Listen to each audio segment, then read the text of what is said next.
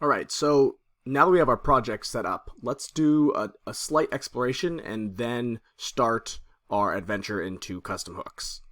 So if we look at our application, we spent a little bit of time in previous series building these out, and we can do things like log in or sign up, and you'll notice that the sign up form is slightly different.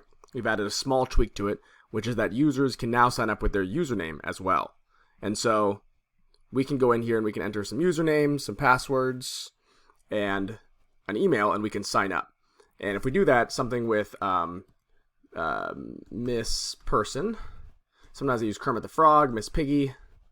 Yeah, let's go misspiggy.io. Username is Miss Piggy. Password is password. Thank you. Let's create our account. Make sure that works. Okay, lovely. Miss Piggy is signed in. And so now, instead of the user's email being stored, it's their username that is being used everywhere. And again, this is a big plus in terms of security and not exposing sensitive information about every user. And so that's kind of nice. And when we actually look at or inspect the register component that is powering the signup process, we can see that there's quite a bit of logic here that is now powering this entire component. So we have a couple pieces of state up here to manage, our form, any errors, when the registration process is processing. And we also have a effect hook here so that whenever the user is logged in and we have their email, or we could put username here too, and that would work perfectly fine. No change there. We redirect them to the home page. We also have this handle on input change handler for our inputs, and this handle on submit handler that actually handles submitting the form when the user wants to register. So this is definitely working, and it's great, but as our components grow, and they will continue to grow, this is again, not a huge component, 143 lines or so. It's not small, but it's definitely getting a little large. There's a lot of things going on here. And as our components grow, we have to start to manage a pretty decent amount of complexity. And that can be tough, especially since we're only one person, or maybe 3 people, or a team of 10. But regardless, when it's an individual developer working on a component, you want to do as many things as possible to help yourself manage that complexity so that you can focus on the things that are important, like building out your application, ensuring that the logic works the way you want it to, and make sure that your mind has small, manageable chunks to deconstruct and build upon. And so one of the approaches that many people have been using recently that they found very powerful in terms of managing complexity in this application is taking all this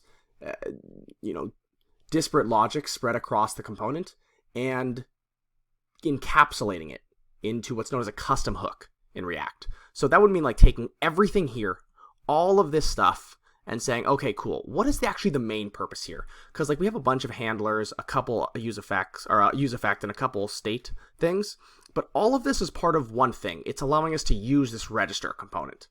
And so using that register component is exactly what we want to name what would be known as a custom hook. And if we actually take a look at the docs in React, they have this section on building your own hooks. And again, I truly and deeply recommend you take a look at all of the hooks documentation, because they do a pretty decent job, in fact, a pretty excellent job at explaining what hooks are, why they're important, how they can be used, and in particular, this rules of hooks section is a good overview of what are why do we see these linting errors in React applications, and what is the purpose of them, and why are they presenting them to us, and how we should use hooks in a React app. So there's lots of really cool stuff here, and I truly recommend you check it out. But what we're going to be focusing on is part 6 here, this building your own hook section. And like it says, all building your own hooks allows you to do is extract component logic into reusable functions. And again, that's all a hook is. It's just a function. As we're going to see here, this use state hook and this use effect hook are just functions that React provides us that allow us to do cool things like persist state between renders of a component, or use an effect on every component render, or only when certain things in the dependency array change. And so all of these things come packaged with hooks, but what we're going to do is build a custom hook.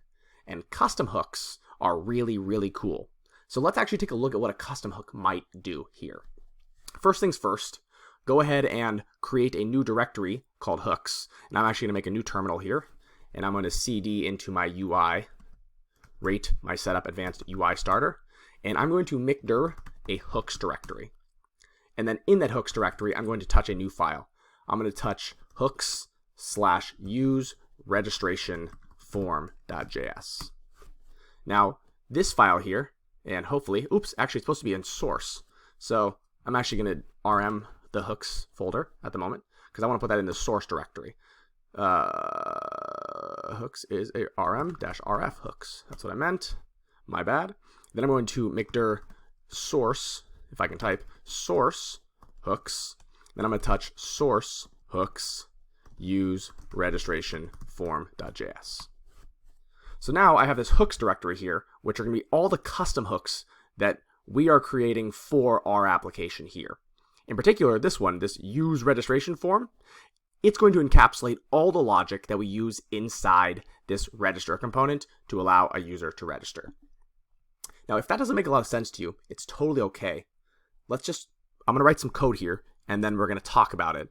And actually, I'm not actually going to write a lot. I'm going to mostly just copy paste some code. So we'll talk about that in a second, but let's try it out first. Ready?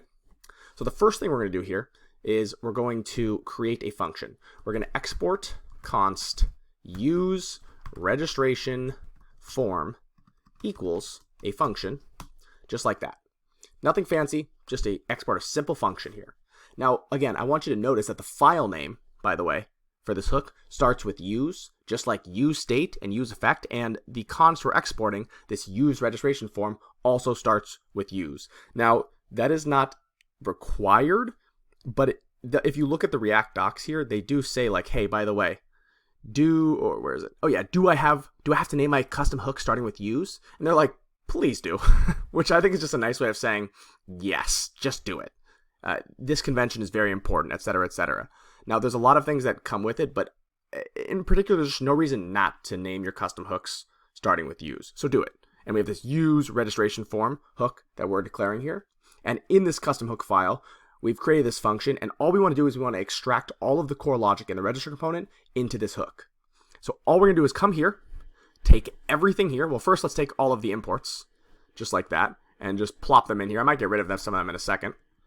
But I'm going to take all those imports, and I'm going to take everything inside this register component that is not JSX. So everything from here, and I'm going to leave all of this stuff here. And I'm going to take it, and I'm going to drop it right here. Cool? Now, a few things here. Notice that we're missing some stuff. We're missing the set user function, so somehow we're going to have to get access to that. We're also missing the user. So let's make sure this function accepts both of those things. It accepts the user and a set user function. And we also don't need this link right here. Now, the other thing that's interesting is that our relative route to our API client service is no longer accurate. And so we want to change all of that as well. But everything else in here is exactly the same as before. All we've done is we've taken this function, this use registration form hook, and we've added all the logic inside it to our function. Now, once we've done that, we can come down here and just return an object that exposes all of the data that we want our hook to provide to our component. So is processing, we want to make sure that anyone that uses this hook knows if something is processing. We want to have access to the form and the errors, and this is just like state that we've encapsulated here. The errors, the form is processing. We also want to make sure they can use this handle on input change function and this handle on submit function. So we've exposed these now, and what we can do is come into this register component, and let's just comment out all of this.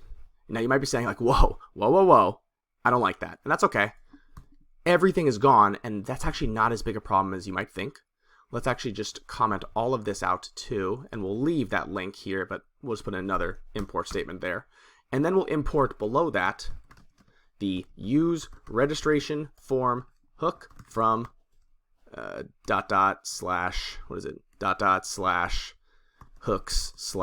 there you go.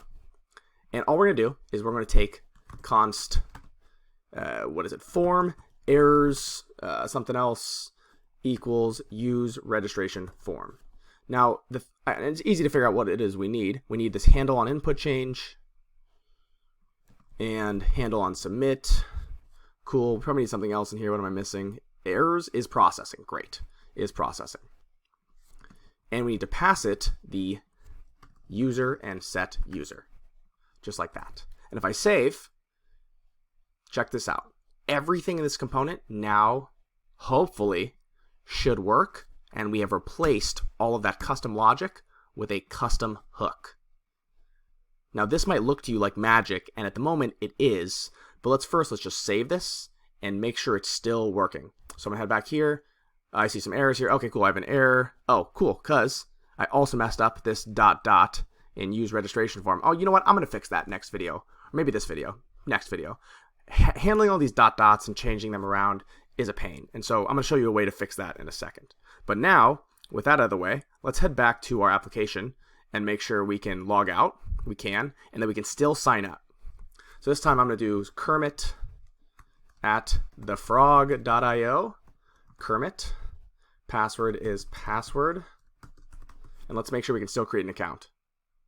Boom. And just like that, thank you, I appreciate it, Google.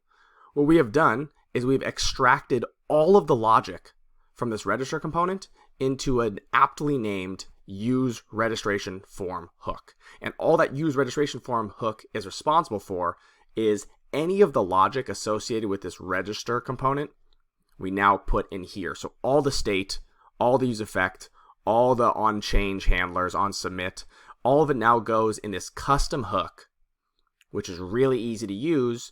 We just call at the top of our component use registration form with whatever data it needs, and then whatever it exposes, we grab and access that, and then use it in our component. And this component is now so much smaller. It's 81 lines. And if we get rid of all this stuff, it's less than that. It's less than 80 lines. And so we've significantly cut down the size of this component. We've separated the logic and the JSX rendering, and it's now probably a lot easier to use. And that's actually a really powerful feature.